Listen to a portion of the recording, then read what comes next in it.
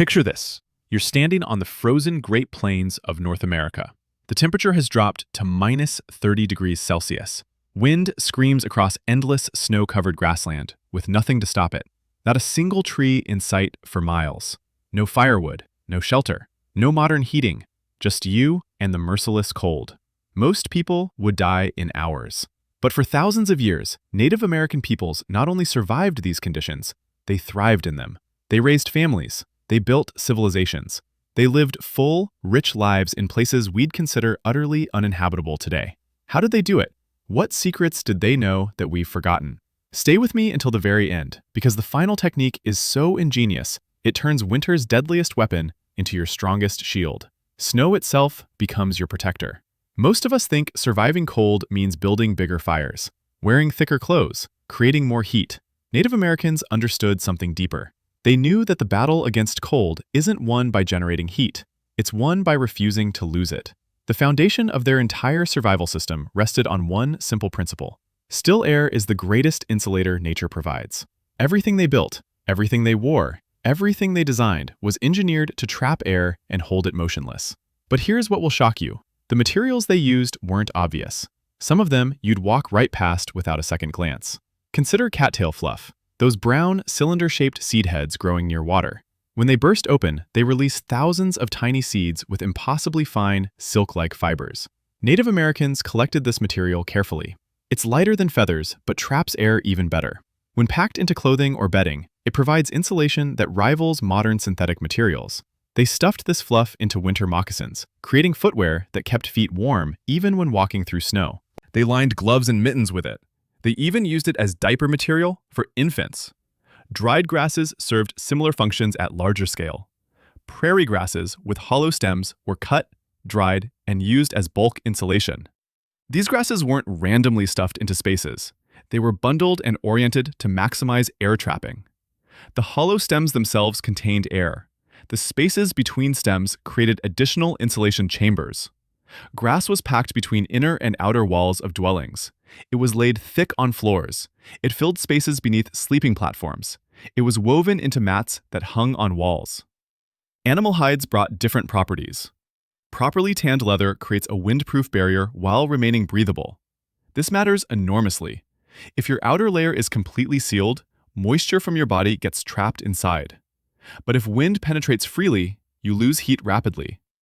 Leather tanned using traditional methods achieves perfect balance. It blocks wind while allowing moisture vapor to escape. Combined with fur underneath, it creates an ideal system. And here comes the part that will completely change how you think about winter. They used snow. Yes, snow.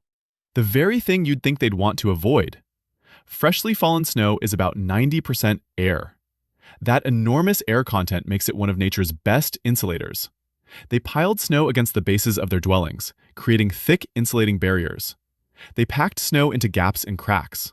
They deliberately allowed snow to accumulate on roofs. This comprehensive understanding of insulation created survival systems that worked without constant fire tending. The focus was containment, not generation, of heat.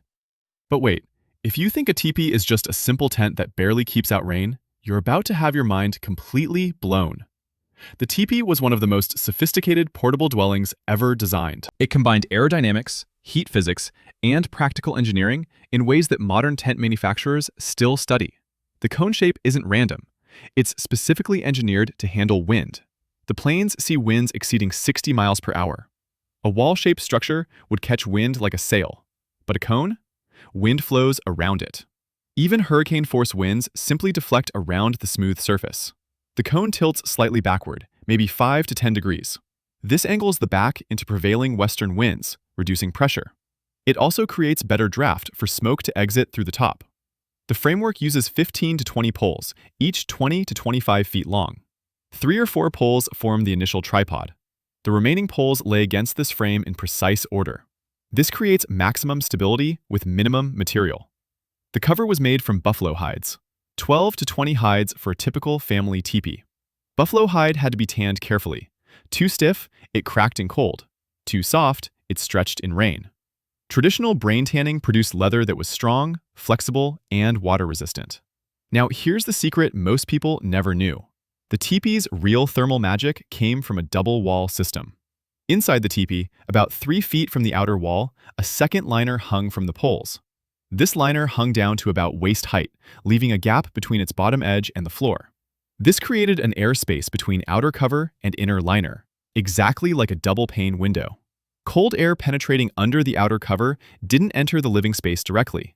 Instead, it flowed upward in the gap, mixing with warm air rising from the fire. This rising air created constant circulation. It provided fresh air for breathing. It fed oxygen to the fire. It carried smoke upward and out. And critically, it prevented cold drafts from reaching people inside. The fire sat slightly off-center, toward the entrance. 2 adjustable smoke flaps at the top could be controlled from inside to manage draft precisely. A properly constructed teepee with a fire going and a family inside could maintain comfortable interior temperatures above 15 degrees Celsius, even when outside temperatures dropped to -30. This wasn't a primitive tent. This was a sophisticated thermal system, portable enough to move in hours, yet effective enough to sustain life through the harshest plains winters. But what about people who couldn't just pack up and move when winter hit hard? How did settled communities survive? The Haudenosaunee, you probably know them as the Iroquois, developed a completely different approach. They built permanent structures that housed entire clans. These longhouses were architectural marvels that turned community itself into a heating strategy. Imagine a building 20 to 60 meters long. Width stayed consistent at 6 to 8 meters, but the real genius was in how many people lived inside. 20 to 30 families, 60 to 100 people, all under one roof. And here's why this matters more than you'd think. A human body at rest generates about 100 watts of heat. 100 people produce 10 kilowatts, as much as a substantial space heater running continuously, 24/7, without any fuel required. This biological heating was foundational. The structure didn't just shelter people from cold, it harnessed the warmth they naturally produced. The construction used young trees bent inward to create arches. This barrel-vaulted shape was incredibly strong, easily supporting heavy snow loads. The entire skeleton was covered with large sheets of elm bark, layered like shingles. Inside, a wide central corridor ran the entire length. Family compartments occupied both sides. Each family created 2 levels within their space. Lower level for daytime living, upper level, a platform about a meter high for sleeping. This vertical arrangement was thermally brilliant. Warm air rises.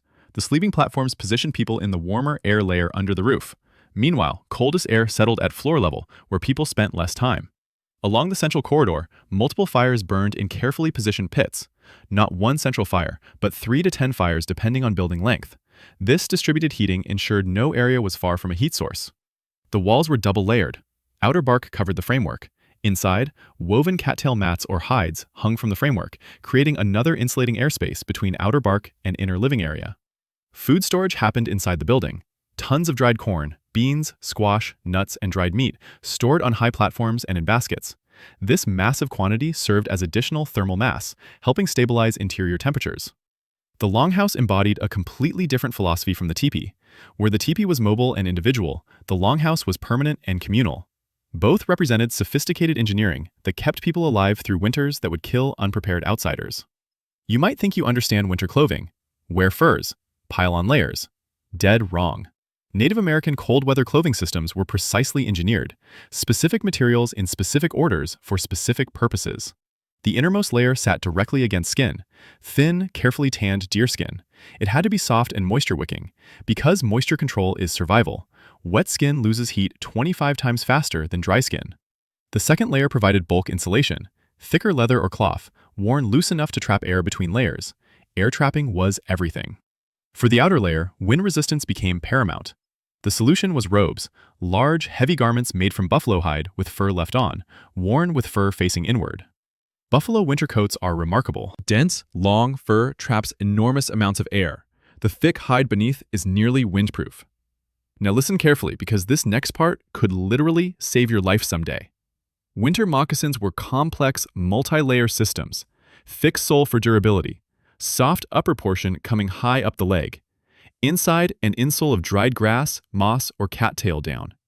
The moccasin was sized larger than the foot, allowing thick socks and room for air circulation. More insulation could be added as needed.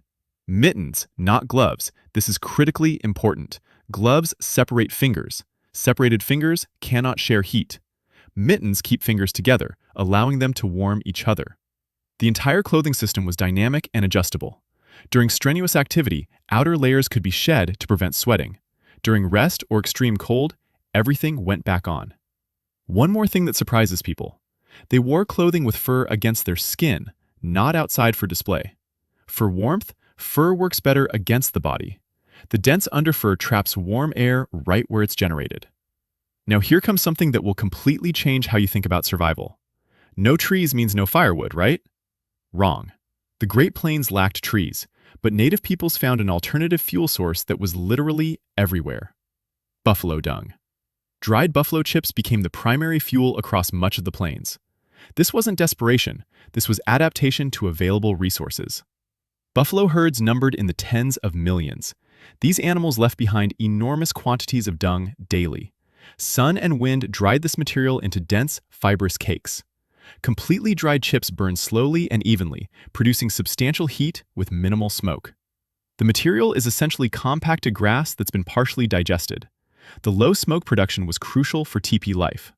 A fire built from a moderate pile of chips could burn for hours, providing cooking heat and space heating throughout a cold night. This created a waste-free cycle. Buffalo provided meat, hides, bones, sinew, horn, bladders, and even their dung provided essential fuel. Nothing was wasted because everything had value. And now, prepare yourself for the most mind-blowing technique of all, the one that turns winter's worst enemy into your greatest defender. Using snow, winter's most obvious danger, as insulation against winter's cold. This wasn't desperation, this was deliberate engineering. Snow is roughly 90% air by volume. That air content makes snow an excellent insulator. In late fall, families would pile earth, sod, or grass around the lower perimeter of their homes. When snow came, it naturally accumulated against these berms. People deliberately added more snow, packing it firmly against walls, building it up a meter or more. This snowbanking eliminated drafts entering at ground level. It insulated lower walls, where heat loss was typically highest, and it added thermal mass that stabilized interior temperatures. The effect on interior warmth was dramatic. The difference wasn't subtle, it was the difference between comfortable and barely survivable. Some groups built snow windbreaks upwind of their dwellings. These walls, sometimes 6 to 10 feet high, broke the wind's force before it reached homes. In regions with extreme snowfall, semi-underground lodges were built. A pit was excavated 1 to 2 meters deep. A low wooden frame was erected over it. This entire structure was covered with layers of brush, bark, earth, and finally snow several feet thick. Inside, temperatures stayed remarkably stable, rarely dropping below freezing, even in the most brutal cold. The entrance tunnels were sophisticated airlocks. A narrow tunnel, sometimes 3 to 5 meters long, sloped upward from outside ground level to interior floor level. Cold air is denser than warm air. The tunnel's upward slope meant cold air naturally pooled in the lowest section, unable to flow upward into the living space. This created a thermal trap that dramatically reduced heat loss. Snow transforms from enemy to ally when you understand its properties and use them deliberately. Native peoples observed, experimented, and refined techniques over generations. They passed knowledge down carefully because lives depended on it. And they transformed winter's deadliest weapon into one of their most effective defenses. So there you have it, the complete system that allowed Native American peoples to survive and thrive in conditions that would kill most modern people in days. They understood something we've forgotten in our climate-controlled world. Survival isn't about fighting nature. It's about understanding nature deeply enough to work with it. The tipi wasn't primitive. It was aerospace engineering using animal hides and wooden poles. The longhouse wasn't basic shelter. It was community heating using human biology as the power source. The clothing wasn't simple furs. It was precisely engineered moisture management and insulation systems. Even snow, the symbol of deadly winter, became their ally when understood correctly. These solutions worked without any fossil fuels, without electricity, without supply chains or manufacturing, using only what the land provided and human ingenuity. Modern people would die in those same conditions if our systems failed. Our survival depends entirely on infrastructure we don't control and don't truly understand. Indigenous peoples carried their survival knowledge in their minds and hands. It couldn't be taken away. It couldn't fail because of a grid collapse. It was resilient in ways our modern systems are not. Think about what you've learned today. air trapping, moisture management, wind deflection, thermal mass, communal heating, strategic insulation, alternative fuels, snow engineering. Every single principle is as valid today as it was 1,000 years ago. Physics hasn't changed, human bodies haven't changed, cold is still cold. The knowledge in this video isn't historical curiosity, it's potentially life-saving information. Anyone who spends time outdoors in winter, anyone who lives where power fails, anyone who wants to reduce heating costs can benefit from understanding these principles. So which of these techniques surprised you most? Have you ever experienced extreme cold? Do you think you could survive a week without modern heating using what you've learned today? Drop your thoughts in the comments, share your experiences. And here's the most important part.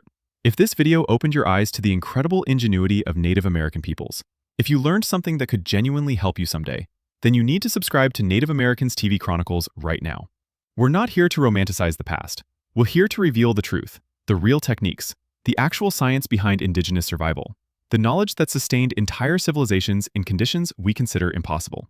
Hit that subscribe button. Smash the like if this video taught you something valuable. Share it with anyone who needs to understand that our ancestors weren't primitive. They were brilliant.